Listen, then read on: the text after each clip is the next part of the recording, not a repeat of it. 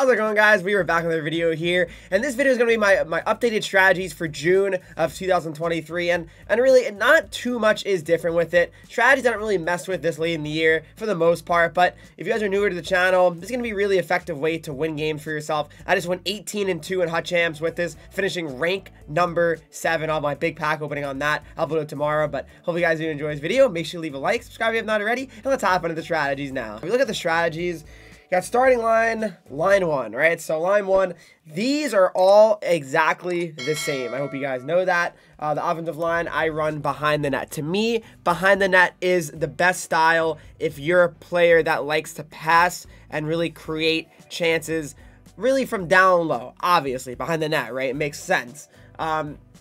What I will say, though, is if you're someone that likes to take a lot of shots, maybe look for rebound opportunities, one-timer from the blue line, I'd recommend Crash to Net for sure. But for me, behind the net is still the best one in the game, really, when it comes to offensive strategies of the three. That's just my opinion. Again, it's all opinion, really. But, I mean, I think it's the best one. It gives me the most success.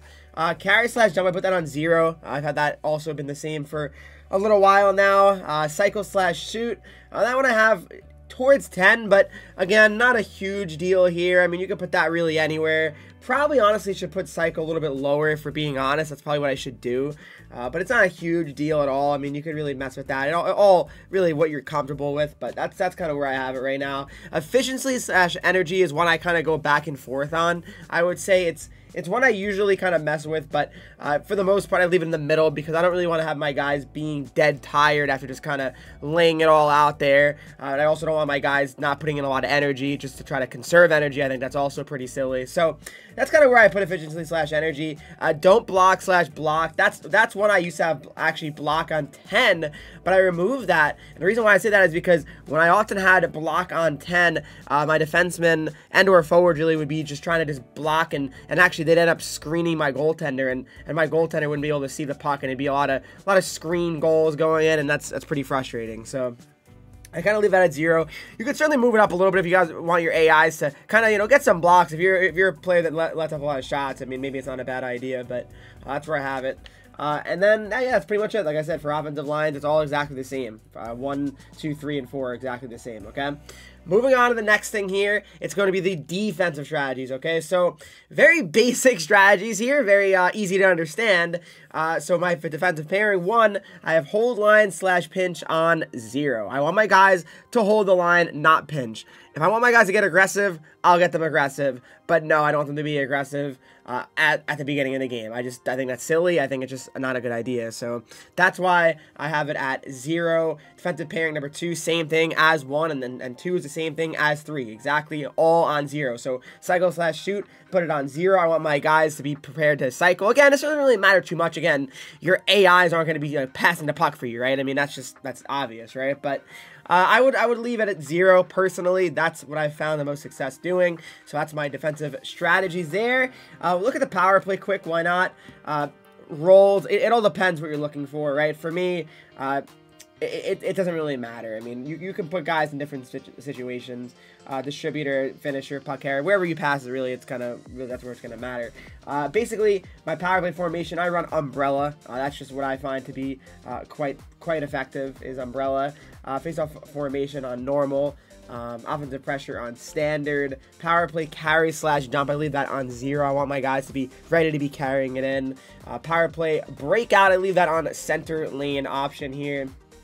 Again, just kind of, to me, the best breakout opportunity. Quick breakout, I want my guys to stay wide, so I have great passing options on the left and right side. And that's what I do for the power play. Nothing too crazy. Same thing for power play 2. Same thing for power play 1. And then the penalty kill, I run the passive box.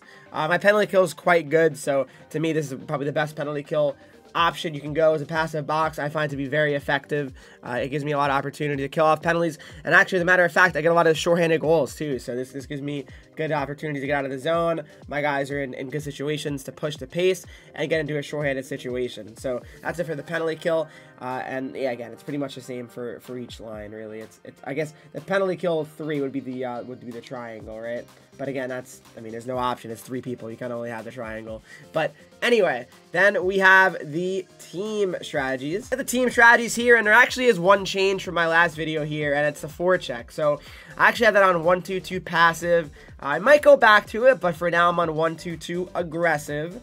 The neutral zone is on a 1-4. When it comes to the forecheck, though, I find it to be solid either way, aggressive or passive. I mean, it's really, the 1-2-2 to me is just a better one. Like, I don't really suggest running a 2-3. I mean, it could certainly work, but for me, the 1-2-2 aggressive or 1-2 passive, really, either one is going to be very solid and useful. So I go with that. Neutral zone, I go 1-4. I really believe 1-4 is good. I know, yeah, you can say it's cringe that you trap and everything, but okay, I will say this.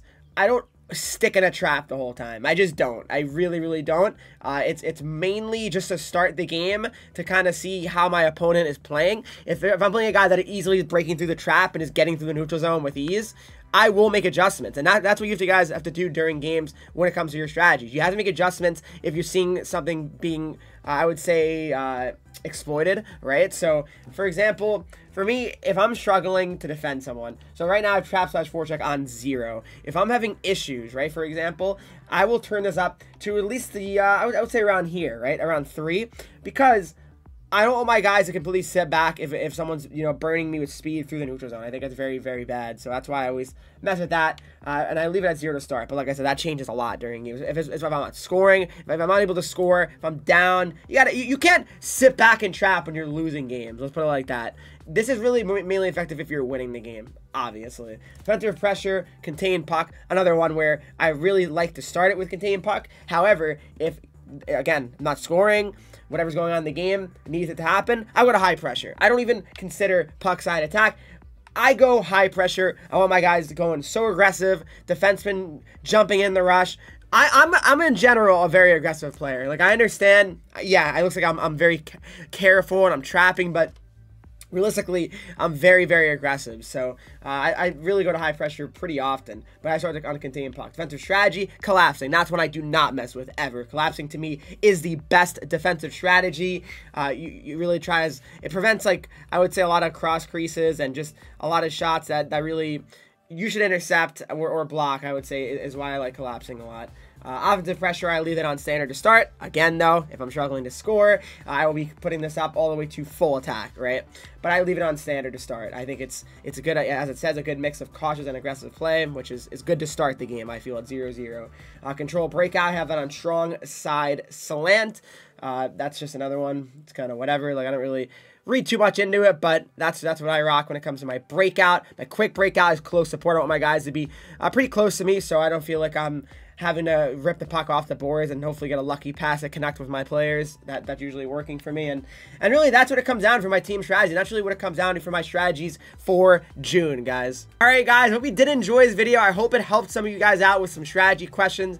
If you have any other questions, comment down below. I'm always down to help you guys out in any possible way with this game. If you did enjoy, make sure you leave a like, subscribe if you have not already. Follow me on Twitch, Henreek, Instagram, Twitter, TikTok, Henreek with 3 E's. And join a Discord, talk to me, follow and subscribe to the channel. And I'll see you guys in the next video.